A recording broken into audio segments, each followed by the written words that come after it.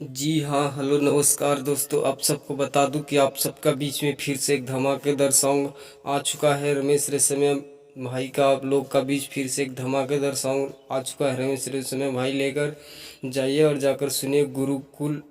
Gurukul recording studio Bhojpuri पर release कर दिया गया है। आज आज रिलीज कर दिया गया है। रमेश रेशमिया भाई का सॉन्ग है।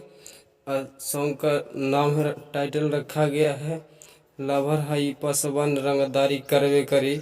बहुत हाई लेवल का सॉन्ग है। पसवान स्टार रमेश रेशमिया भाई का सॉन्ग लवर हाई पसवान रंगदारी करवे करी, क्या जब बात है।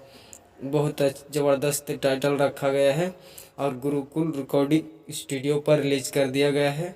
जाइए और जाकर सुनिए। आप सबका बीच में गाना आ चुका है। बहुत हाई लेवल का गाना है और गाना सुनिए। और इस सॉन्ग को लिखा है रॉकी रॉकी ने लिखा है इस सॉन्ग को और गाया है रमेश रेशमिया भाई ने। जाइए और जाकर सुनिए। बहुत हाई लेवल का सॉन्ग है, तो हल्का ही मचा कर रख देगा यूट्यूब पर रमेश रेशमिया भाई का एक सॉन्ग बहुत हाई लेवल का।